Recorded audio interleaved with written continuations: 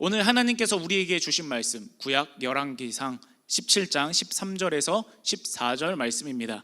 구약 545년 전후에 있는 열왕기상 17장 13절에서 14절 말씀, 제가 봉독하겠습니다. 엘리야가 그에게 이르되 두려워하지 말고 가서 네 말대로 하려니와 먼저 그것으로 나를 위하여 작은 떡 한 개를 만들어 내게로 가져오고 그 후에 너와 내 아들을 위하여 만들라. 이스라엘의 하나님 여호와의 말씀이 나 여호와가 비를 지면에 내리는 날까지 그 통에 가루가 떨어지지 아니하고 그 병에 기름이 없어지지 아니하리라 하셨느니라. 아멘. 거룩하신 하나님의 말씀입니다. 여러분, 실내 클라이밍이라는 스포츠 아시나요? 이 스포츠가 굉장히 짜릿하고 또 중독성 있는 그런 스포츠라고 하네요. 그래서 이 클라이밍을 딱 처음 시작하는 초보자들이 가장 많이 하는 실수가 있대요. 그것은 뭐냐면 내 근력과 내 유연성을 믿고 그냥 무작정 도전을 해보는 거예요. 그래서 처음에는 막 올라가죠. 그러다가 어느 중간에 딱 막히게 됩니다. 그리고 오도 가도 못하게 되는 그런 상황을 많이 마주하게 된다는 거예요. 왜냐하면 이 클라이밍의 가장 중요한 핵심은요, 근력도 중요하고 유연성도 중요하고 그렇지만 루트 파인딩이 중요하다는 거예요. 길을 찾아가는 거. 아까 그림 다시 한번 보여주시겠어요? 어떤 블로거가 이 클라이밍을 시작하면서 자기가 길을 찾아가는 모습들을 딱 그려놨어요. 그냥 똑같은 돌인 것 같지만 사실은 길이 다 있대요. 레벨별로 문제가 다 있다는 거예요. 그래서 하나하나씩 이렇게 올라가면서 그 문제를 풀어나가는 거예요. 그리고 그 문제를 풀어나갈 때 진짜 이 스포츠의 재미를, 묘미를 느끼게 된다는 겁니다. 이게 클라이밍이거든요. 그런데 이 루트 파인딩이 제대로 되지 않으면 그냥 막혀요. 딱 처음에 서서 큰 그림을 그리고 바라보면서 내가 어디로 가야 되고 무엇을 붙잡아야 되고 무엇을 딛고 서야 되는가, 그런 계획들이 착착착 진행된 다음에 클라이밍을 해야 비로소 이것에 성공할 수 있다는 거예요. 저는 이것을 보면서 우리의 신앙생활과 정말 많이 닮아있다, 그런 생각을 했습니다. 우리의 신앙에도요, 이 클라이밍을 하는 초보자처럼 많은 실수를 할 때가 있어요. 내 근력과 유연성을 믿고 무작정 올라가는 것처럼 내게 있는 지혜, 또 내가 여러 단계에 걸쳐서 세워놓은 그럴듯한 계획들, 그리고 또 내가 일군 것일 수도 있고 물려받은 것일 수도 있고, 어쨌든 더 높은 성공을 향해 올라갈 수 있는 나의 미천들, 그런 것들을 믿고 우리의 삶 가운데 자신 있게 도전하고 자신 있게 살아갑니다. 그런데요, 그렇게 열심히 올라가다 보면 어느 순간 오도 가도 못할 때가 있어요. 손과 발이 꼬여서 더 이상 올라갈 수도 없고 여기서 내려갈 수도 없고, 그 상황 가운데 겨우겨우 위태롭게 매달리고 있다가 힘이 빠지면 떨어지는 겁니다. 왜 이러한 일이 일어나느냐? 루트 파인딩이 제대로 되지 않았기 때문이에요. 영적인 길 찾기, 주님과 함께 내 삶을 두고 주님께서 뻗으라는 곳에 내 손을 뻗고 주님께서 잡으라는 곳에 내가 그것을 붙잡고, 주님이 놓으라 하시면 놓기 싫어도 놓고, 주님이 디드라 하시면 딛고 올라서고, 때로는 무서울지라도 뛰어서 붙잡으라 하면 뛰어서 붙잡아 보고, 주님과 함께 하나하나씩 길을 찾아가고 문제를 풀어나가는 그런 과정이 없기 때문에 막혀버리는 겁니다. 그렇다면 여러분에게 질문할게요. 지금 여러분의 삶은 영적인 루트 파인딩이 제대로 되고 있습니까? 예수님과 같이 정말 여러분의 삶의 길을 제대로 찾아 나가고 있으세요? 한번 돌이켜 봅시다. 만약에 그런 것들이 제대로 이루어지지 않다면 오늘 이 시간 우리 주님과 함께 다시 우리의 길을 찾아보기를 원해요. 그러려면 다시 내려와야 돼요. 처음부터 다시 시작해야 돼요. 일단 내가 있는 모든 것들을 주님 앞에 맡겨드리고, 주여 내 길을 인도하여 주시옵소서. 예수님은 나의 주인님이십니다. 주님과 함께 내가 그 길을 걸어가겠습니다. 하나하나, 한 단계 한 단계 우리 함께 그 길을 걸어나가기를 원합니다. 오늘 말씀에서는요, 바로 그것을 이야기하고 있어요. 선지자 엘리야가 하나님과 함께 길을 찾아 나가고 또한 그 길을 찾아 나가는 하나님의 위대한 역사 속에 있는 한 여인이 또다시 만나게 됩니다. 하나님의 역사는 이렇게요, 어떤 하나님의 사람의 역사, 어떤 인생의 역사, 이것들이 부딪히고 서로 함께 합쳐지고 조화를 이루어서 하나님의 위대한 구원 사역을 이루어내는 거예요. 그래서 우리가 공동체이지 않습니까? 엘리야도 오늘 그것을 이야기하는 거예요. 우리 함께 그 말씀 속으로 함께 깊이 들어가 보기 원합니다. 하나님께서 엘리야를 선택하세요. 왜 선택하시느냐? 그 당시에 이스라엘이 굉장히 하나님을 떠나서 등을 돌리고 있는 상태였거든요. 그런데 하나님은 그들을 그냥 버리지 않으시고 회복시키기를 원하십니다. 그래서 하나님의 사람을 세우시고 보내시되, 어떻게 보내시느냐? 말씀과 같이 여호와의 말씀이 엘리야에게 임하여 이르시되, 하나님의 말씀을 넣어주는 방식으로 엘리야를 선택하시고 세우시고 그를 보내시는 겁니다. 왜 하필 엘리야에게만 주시는 거예요? 하나님 마음이에요. 그것은 왜 엘리야를 통해 하나님께서 말씀을 이루시는 거죠? 왜 하필 하나님 엘리야여야만 되는 거죠? 하나님 마음이에요. 그리고 이러한 은혜의 특혜처럼 보이는 것들이, 특별한 선택하심들이 여러분 모두에게 다 있습니다. 누구에게만 있는 것이 아니에요. 그래서 엘리야는 말씀과 같이 시돈에 속한 사르밧으로 가서 거기 머물라. 내가 그곳 과부에게 명령하여 내게 음식을 주게 하였느니라. 말씀을 줘요. 자, 하나님께서는 하나님의 역사를 이루실 때 무엇으로 일하시느냐? 손을 펼쳐서 일하지 않으세요. 왜냐? 말로도 충분하니까. 생겨라, 생겨나요. 되라, 돼요. 이게 하나님께서 말씀으로 일하시는 방법이에요. 자, 그런데 하나님의 이러한 말씀을 받는다는 것은 이 능력이 가득한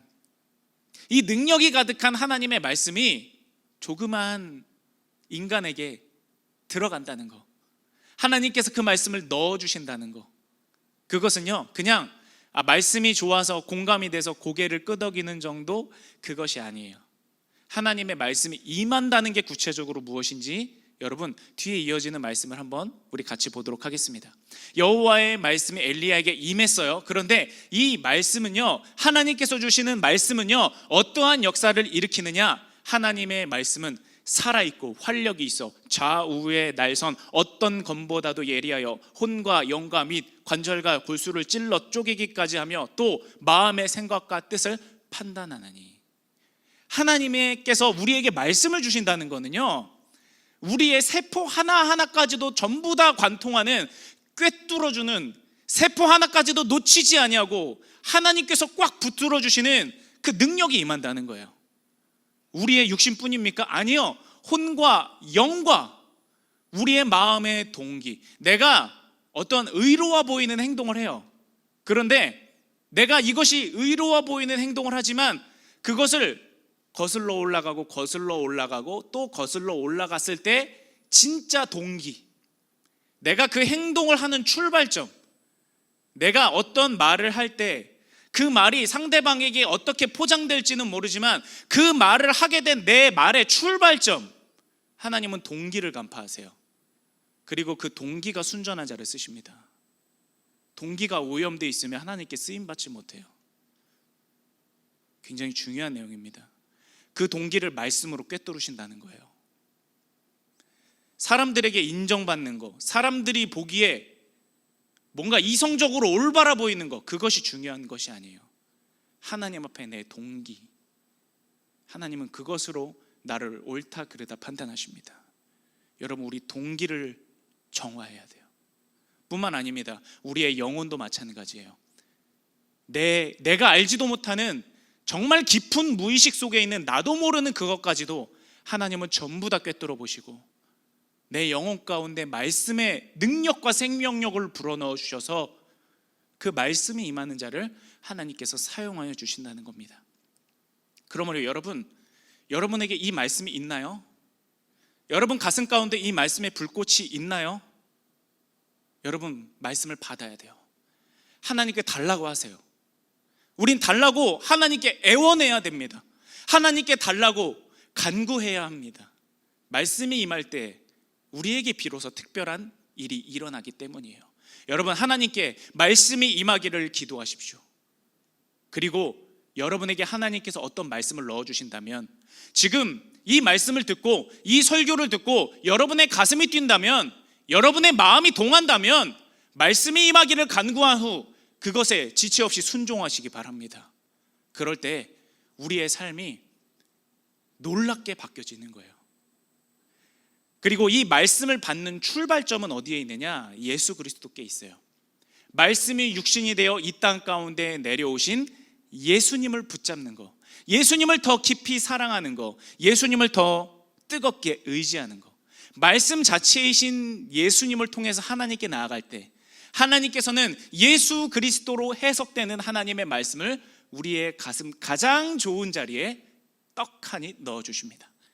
오늘 그 일이 여러분에게 일어났으면 좋겠어요. 다른 사람이 아니라 바로 나에게, 바로 여러분 한 사람 한 사람들에게 오늘 하나님의 말씀이 임했으면 좋겠습니다. 그것을 소원하시기 바랍니다. 자, 엘리야에게 하나님의 말씀이 임했죠. 그 다음에 엘리야는 어떻게 했을까요? 말씀이 임했으니까 당연히 순종해야죠. 그래서 사르밧이라는 동대로 즉시 갑니다. 하나님, 내가 좀 짐 좀 싸고 좀 캐리어도 좀 싸고 좀 정리할 것도 좀 있고, 그렇게 가는 게 아니에요. 하나님이 가라 하셨으니 일단 가는 거예요. 하라 하셨으니 일단 하는 거예요. 그래서 엘리야는 얼른 그 사르밧이라는 동네로 가게 됩니다. 하나님께서 엘리야를 통해서, 엘리야야, 그 당시에는요 하나님의 징계로 수년 동안 비가 내리지 않았어요. 아니, 비는커녕 이슬 한 방울도 내리지 않았다고 성경에 기록하고 있습니다. 그런 상황에서 하나님이 엘리야를 보내시는 거예요. 엘리야야, 내가 너를 사르밧이라는 동네로 보낼 텐데 그곳에 내가 예비한 한 사람이 있어. 그리고 그 사람을 통해서 내가 너를 먹여줄 거야. 너는 그것으로 공급을 받고 나를 위해서 내 일을 감당해라. 하나님께서 엘리야에게 주신 명령이었습니다. 얼른 갔어요. 사르밧이라는 동네로 서둘러 갔습니다. 그런데 역시나 하나님께서 말씀하셨잖아요. 말씀대로 그 여인을, 사르밧 과부를 딱 만나는 거예요. 어디 성문에 들어가서 찾을 필요도 없어요. 성문 어귀에서 즉시 가자마자 만난 거예요. 야, 역시 하나님께서 우리에게를 인도하시사 바로 만나게 하는구나. 영적인 감각이 있으니까 딱 깨닫는 거예요. 저 여인이 그 여인이구나. 딱 가슴 가운데 와닿는 게 있었어요. 근데 중요한 건 뭐냐면요, 엘리야의 기대와는 좀 달라요. 수년 동안 비가 내리지 않았다고 했죠. 극심한 식량난에 시달리고 있는 시대였어요. 온 나라가. 그러면 몇 년 동안의 그 극심한 빈곤 가운데서 엘리야를 먹일 정도면 그 여인이 어떠해야 돼요? 부유해야 돼요? 부유해야 돼요?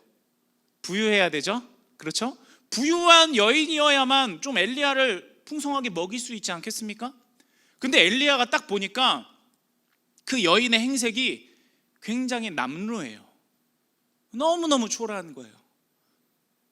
식량은커녕 그 여인은요 땔감 살 돈도 없어서 그 바닥에 널브러져 있는 나뭇가지를 줍고 있는 형편이었어요. 자기가 기대한 것과는 조금 달라요. 아니, 많이 달라요. 하나님께서 주신 말씀인데 내가 기대한 것과는 좀 다른데요. 엘리야는 마음 가운데 그 생각을 합니다. 그리고 나서 이제 그 여인에게 먹을 것을 달라고 해야 되잖아요. 먹을 것 하다가 물을 가져다오 이렇게 하는 거예요. 연습 많이 했는데 이거 발연기라 제대로 안 되네요. 먹을 것을 달라고 막 이렇게 하려다가 차마 먹을 것을 못 달라는 거예요. 그 행색을 보고. 그래서 물을 가져오라 이렇게 말해요. 물을 가져오라. 여기에는 엘리야가 정말 이 여인이 하나님께 순종하는 여인인가, 하나님께서 정말 정하신 여인이 맞는가, 그것에 대한 확인의 의도도 있었을 거예요. 그러자 이 여인이요 순종해요. 여러분 그 장면 한번 상상해 보실래요? 며칠 동안이나 며칠 더 될 수도 있을 것 같아요. 쫄쫄 굶어서 피골이 상접한 그 형편을 가지고 겨우 힘없이 나뭇가지 몇 개를 줍는 그 여인이 극심한 가뭄 가운데, 식수도 귀했을 거 아니에요. 물을 기르러 터벅터벅 걸어가는 모습. 엘리야는 마음 가운데 하나님께서 말씀하신 여인 맞구나 생각이 되는 거예요. 그리고 나서 힘겹게 물을 기르러 가는 그 여인을 다시 불러 세워요. 그리고 말합니다. 내게 먹을 것을 가져오라. 그 여인의 놀란 눈동자가 여러분 상상이 됩니까? 이 여인은 울분 반, 항의 반 엘리야에게 따지기 시작합니다. 그 말씀을 한번 17장 12절을 보도록 하겠습니다. 그가 이르되 당신의 하나님 여호와께서 당신이 믿는 그 하나님 여호와 그 하나님께서 살아계심을 두고 내가 맹세합니다. 나는 떡이 없어요. 다만 통에 가루 한 움큼 있는 그런 사람입니다. 병에 기름 조금밖에 없어요. 내가 나뭇가지 둘을 주워다가 그냥 나와 내 아들을 위해서 마지막으로 음식을 만들어 먹고 그 후에는 죽어버리려고 했던 그거예요. 어떻게 그걸 달라고 할 수가 있습니까? 하나님이라는 분이, 하나님씩이나 되는 분이 어떻게 하필이면 나한테 어떻게 그러실 수 있어요? 어쩜 그러실 수 있냐고요? 따지는 거예요. 여러분, 이 울분에 찬 고백, 이 비통한 외침이 저는 낯설지가 않아요. 요즘 이제 성도님들이나 또 청년들을 신방하다 보면 문득 생각나서 전화해보면 힘든 상황들이 너무 많아요. 정말 딴 사람을 몰라도 이 집사님만은, 이 권사님만은 잘 돼야 돼. 그런 분이 있어요. 딴 사람은 몰라도 이분만은 잘 돼야 돼. 근데 그분이 어려움을 겪어요. 다른 청년은 몰라도 이렇게 신앙생활하는 청년은 하나님이 진짜로 억지로라도 도와줘야 돼. 하나님이 그 인생에 하나님의 손을 쑥 집어넣어줘서 하나님께서 어떻게든 이 청년만큼은 하나님이 아프지 않게 해줘야 돼. 그런 마음이 있는 청년이 꼭 아파요. 이 가정만은 하나님이 지켜주셔야 되는데, 이렇게 하나님의 은혜가 필요한 가정이 없는데, 이 가정만은 하나님이 꼭 돌봐주셔야 되는데 그 가정이 어려움을 겪어요. 뿐만 아닙니다. 여러분, 50일 전만 해도 이곳에 청년들이 가득했었거든요. 지금은 그렇지 못해요. 기도가 저절로 나와요. 기도할 수밖에 없어요. 하나님, 어떻게 하면 좋습니까? 하나님, 제가 잘못했습니다. 하나님, 코로나19 그런 상황 그거 핑계 댈 거 없습니다. 하나님 내 문제입니다. 하나님, 나를 벌해주시고 나를 주님의 은혜로 측은히 여겨주시고 우리 청년들이 다시 회복할 수 있게 해주세요. 그 기도가 나올 수밖에 없어요. 그러면서 하나님 앞에 기도하게 됩니다. 하나님, 우리 청년들 겨우겨우 믿음 붙잡고 있는 청년들이 지금 예배를 다 놔버렸어요. 그런 청년뿐만 아니라 우리 셀리더들, 믿음이 좋다 하는 청년들도 픽픽 쓰러져요. 예배하지 않고 기도하지 않고 말씀 보지 않아요. 그런 일들이 일어나서 하나님께 막 물었어요. 하나님, 그러시면 안 됩니다. 하나님 도와주셔야 돼요. 그런데 여러분, 보통 사람마다 기도 응답받는 스타일이 다르죠. 어떤 사람은 불같이 응답을 받기도 하고 바람같이 응답을 받기도 하고 그러는데, 저는 평안하게 응답을 받는 그런 스타일이에요. 좀 평안함을 주시는 걸로 많이 응답을 해주시거든요. 그래서 그날도 내가 이렇게 하나님 앞에 다 쏟아내면, 예수님의 이름으로 예수 그리스도의 십자가 앞에 모든 것들을 다 쏟아내어 드리면 하나님이 나에게 평안을 주실 것이라고 생각을 했어요. 평안을 주시긴 했어요. 그런데 그 전에 하나님께서 먼저 저를 번개같이 꾸짖으시는 거예요. 한마디 하셨습니다. 내가 알아서 한다. 무슨 뜻이에요? 하나님께서 한치의 오차 없이 이미 여러분들을 다루고 계시다는 거예요. 이미 붙잡고 계시다는 거예요. 낙심된 것 같고 처진 것 같고 분위기가 꺾인 것 같지만 그것이 아니라 하나님께서는 시의 적절하게 완벽한 타이밍에 실수 없이 지금 인도하고 계시고 있다는 거예요. 김목사, 네가 훈수 두지 마. 내가 그 사람들 사랑해. 내가 그 청년 지금 붙들고 있어. 내가 그 집사님, 내가 지금 그 권사님 지금 내가 오차없이 인도하고 있어. 걱정하지 마. 너는 그저 나를 확신하는 모습을 보이고 그저 이 말씀을 열심히 청년들에게 전해. 열심히 알려줘. 내가 너희를 붙잡고 있다는 것을 청년들이 기억할 수 있도록, 잊어버리지 않을 수 있도록 너는 만들어줘야 돼. 하나님께서 그것을 저에게 응답으로 주셨습니다. 그리고 오늘 이것을 여러분에게 전합니다. 여러분, 하나님께서는 오차없이 일하고 계세요. 왜 하나님께서 우리 삶 가운데 이러한 거대한 돌멩이를 풍덩 빠뜨리시는가? 왜 하필 그 사르밧 여인에게 하나님께서는 그 떡을 달라고 하는가? 하나님이요, 말씀으로 일하시는 하나님이, 우주를 생겨라라고 창조하신 하나님이 떡이 생겨라 그 말 못하시겠어요? 그런 손쉬운 방법을 두고 왜 하필 그 사르밧 여인에게 보내시냐고요. 그리고 왜 하필 그 떡을 달라고 하느냐고요. 이 사르밧 여인은 생각했을 거예요. 이 떡만은 먹을 일이 없었으면 좋겠다. 마지막 입새와 같은 거니까 이것만큼은 먹을 일이 오지 않았으면 좋겠다. 상황이 해결됐으면 좋겠다. 그런데 하나님이 하필이면 그걸 달라는 거예요. 바로 그 떡, 이것만큼은 드리고 싶지 않은 그것을, 바로 그것을 가져오라는 거예요. 왜 하나님은 이런 일을 하시는 걸까? 하나님께서는 우리의 인생의 영혼이라는 물결에 은혜라는 돌멩이를 던지시는 겁니다. 은혜라는 돌덩이를, 바위덩어리를 풍덩 빠뜨리시는 거예요. 그래서 우리 삶에 파동을 일으키십니다. 우리 삶을 다시금 뒤집어 올리십니다. 이 세상 가운데 하나님을 향한 무미건조한 마음을 가지고 하나님을 향한 민감한 마음을 잃어버리고 그저 고여있는 물과 같이 있었던 우리를 하나님께서 은혜라는 돌덩이를 풍덩 빠뜨리사 다시금 뒤집어 엎으사 다시금 생명력을 불어넣으시고 다시금 파동을 일으키시사 하나님을 찾을 수 있게, 구원 가운데 거할 수 있게 우리를 만들어 주신다는 겁니다. 여러분 삶에 있는 수많은 일들이 있죠. 하나님께서 돌멩이를 던지시는 거예요. 하나님이 여러분의 영혼 가운데 돌덩이를 떨어뜨리시는 거예요. 우연이 아니에요. 하나님이 떨어뜨리시는 겁니다. 그 가운데 여러분은 하나님의 그 생명의 파동을 발견해야 돼요. 여러분을 다시 뛰게 하는 그 하나님의 손길을 깨달아야 됩니다. 여러분 심폐소생술하는 모습 한번 보셨나요?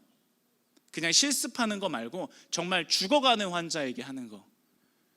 여러분 의사가 진짜 살벌하게 해요.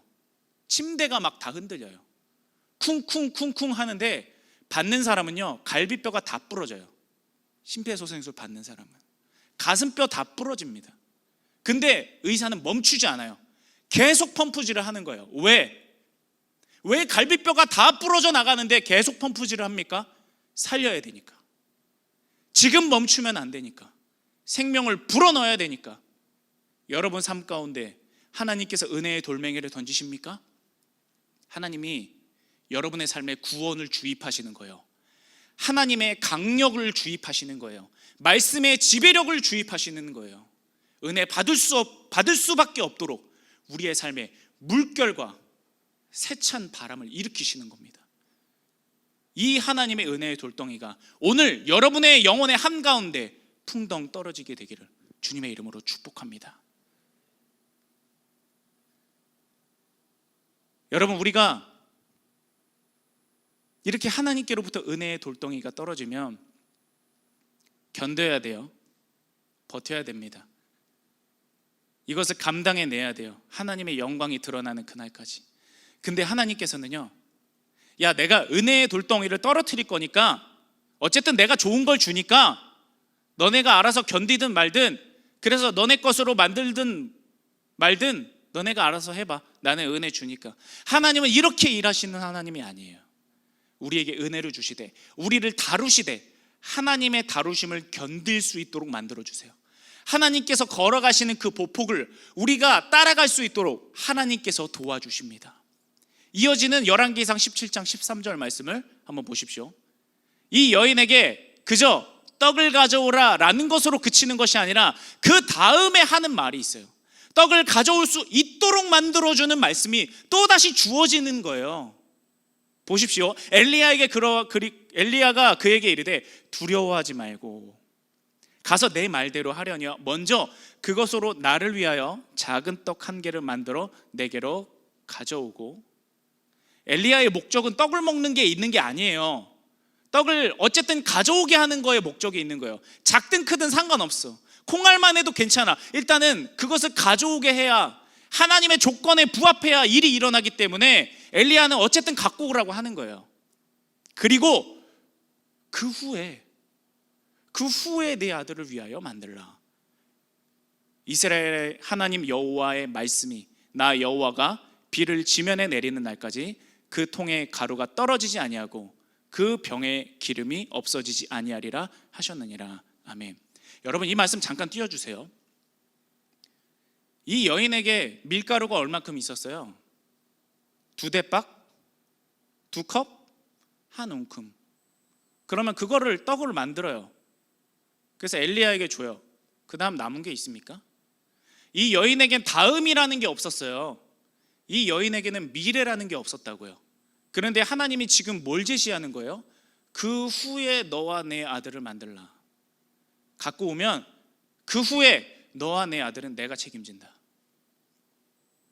네가 그 작은 믿음을 가지고 내게로 오면, 나의 이 다룸 가운데 너가 믿음으로 동참하면 그 다음은 내가 책임진다.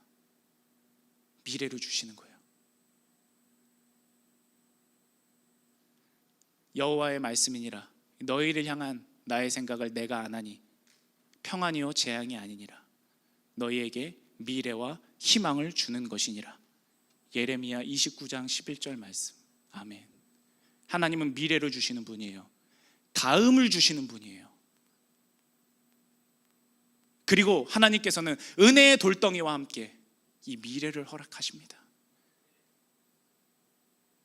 그리고 이 여인은요, 이 미래를 받아들이기로 결정해요. 순종합니다. 떡을 하나님께로 가져오게 되는 거예요. 여러분, 우리 같이 따라해 볼까요? 믿음을 보이라. 믿을 수 있게 해주리라. 소망하라. 소망의 근거를 주리라. 기도하라. 응답받는 이름을 주리라. 이게 하나님의 방식이에요. 뜻이 있는 곳에 은혜가 있어요. 뜻이 있는 곳에 하나님의 도우심이 있어요. 언제 하나님이 여러분 보고 하래요? 우리가 할 수 있어요? 못해요. 우리는 그저 믿으면 하나님이 할 수 있게 만들어 주십니다. 그게 하나님의 방식이에요. 이 여인은요, 그래서 그 떡을 엘리야에게 가져다 주고 그 다음에 하나님의 말씀대로 역사가 일어납니다. 열왕기상 17장 15절 이하의 말씀을 여러분 보십시오. 그가 가서 엘리야의 말대로 하였더니 순종했더니 하나님께서 보내신 하나님의 종의 말씀에 순종하였더니 엘리야와 그의 식구가 여러 날 먹게 돼요. 여기서의 식구는요, 여러분, 이 여인과 이 여인의 아들 그 모자만 먹였다는 게 아니에요. 여기서의 원어를 보면요, 친척들까지도 포함하는 단어예요. 한 사람의 그리스도인이 있으니까, 한 사람의 믿음이 있으니까 주변 사람이 다 살아나는 거예요. 마치 한 명의 그리스도인으로 인하여서 가족이 구원받고 친척이 다 구원받는 것처럼 이 여인이 믿으니까 식구까지도, 친척까지도 하나님이 다 먹여주세요. 여호와께서 엘리야를 통하여 하신 무엇같이? 말씀같이 됐어요. 통에 가루가 떨어지지 아니하고 병에 기름이 없어지지 아니하니라. 아멘. 여러분, 이 말씀이 임했다는 것을 우리 맨 처음에 밑에 8절에서 9절 보세요. 맨 처음에 우리가 봤던 말씀이에요. 하나님의 말씀이 엘리야에게 임할 때부터 이미 이 결말이 정해진 거예요. 하나님께서 말씀을 엘리야에게 넣어줄 때부터 하나님이 이미 이렇게 써내려가기를, 하나님의 역사를 만들어 가기를 이미 결정하신 거예요. 이것이 하나님의 강권적인 은혜입니다. 불가항력적인 하나님의 구원의 역사입니다. 여러분이 지금 예수님을 믿고 있습니까? 여러분 이 은혜 가운데 지금 들어가 있는 거예요. 하나님이 왜 이런 성경 말씀을 여러분에게 지금 나아가게 하십니까? 옛날 옛적에 이런 일이 있었다는 걸 알려주기 위해서? 아니요. 이 성경을 수많은 순교의 피를 흘려가면서까지 여러분의 손에 들려있게 한 이유는, 이렇게 선포되게 하게 한 이유는 하나님이 여러분에게 똑같은 일을 지금 하고 싶다는 거예요. 여러분 그것을 받아들이시기 바랍니다. 하나님께서는 이미 여러분에게 말씀을 주실 때 은혜의 결말을 정해놨어요. 내가 기필코 너를 이렇게 만들 거야. 내가 기필코 너를 이렇게 풍성하게 할 거야. 내가 기필코 너를 이렇게 복되게 할 거야. 하나님을 신뢰하시기 바랍니다. 이 사르밧 여인이 있는 사르밧이란 동네는 바알 숭배의 중심지였어요. 지중해 연안에 교역이 활발한 곳이기 때문에 아주 부유한 도시였어요. 풍요의 신 바알을 섬기기가 아주 적절한 동네였다는 겁니다. 이 여인도 적어도 바알 숭배를 했을 것이고 하나님과 바알을 겸하여 섬겼을 거예요. 그런데 하나님이요, 하나님 잘 믿는 사람만 돌보지 않고 그 여인에게 눈을 두신 거예요. 부유한 수많은 사람들도 있었을 텐데 하필이면 그 여인에게 눈을 두신 거예요. 그리고 대선지자 엘리야를 그 여인을 위해 보내세요. 이 여인은 그냥 나뭇가지 몇 개 주워서 모닥불 피워서 그 한 움큼을 어머니의 눈물로 반죽을 해서 굶어 죽어가는, 엄마 배고파, 엄마 배고파, 이제는 엄마 배고파 소리도 못하게 되는 그 내 아들을 위해서 마지막으로 입속에 떡 한 조각 넣어주고 그냥 죽으려고 했던 여인이에요. 아무도 돌보지 않는 여인, 아무도 관심 갖지 않는 여인. 그런데 누구는 지켜보고 계셨어요? 하나님은 주목하고 계셨다고요. 여러분, 하나님 여러분 주목하고 계세요. 혹시 여러분 가정 가운데도 예수님을 믿지 않는 가정이 있을 수 있고 이단에 빠진 가정들도 있을 수 있어요. 하나님께서 눈을 두고 계십니다. 하나님 잘 믿는 사람만 하나님이 돌보시는 것이 아니라 하나님을 떠나 있는 그들을 향해서도 하나님의 시선은 향해 있습니다. 그리고 돌이키시는 역사는 진행되고 있습니다. 기도를 포기하지 마십시오. 여러분의 십자가예요. 그 십자가 내려놓지 마십시오. 이 여인은 그래서 그 믿음의 순간에 놀라운 구원을 체험하고 이제 하나님을 섬기는 사람이 됩니다. 말씀을 결론 맺습니다. 여러분의 인생에 하나님은 돌멩이를 던지십니다. 어떤 때는 바위 덩어리를 던지실 때도 있어요. 여러분을 살리려고, 고여있는 내 영혼을 다시 뒤집어 엎어서 생명력을 불어넣어 주시려고, 하나님의 은혜 가운데 거하게 하시려고 하나님은 파동을 일으키시는 겁니다. 오늘 이 시간 하나님께서 여러분의 영혼 가운데 그 돌멩이를 던져주시기를 주님의 이름으로 축복합니다. 그리고 그 돌멩이 가운데 하나님의 손길과 하나님의 은혜와 하나님의 회복과 하나님의 놀라운 미래를 발견해서 여러분의 것으로 예수님을 믿는 그 믿음의 그릇 안에 채우시기를 주님의 이름으로 간절히 축복합니다.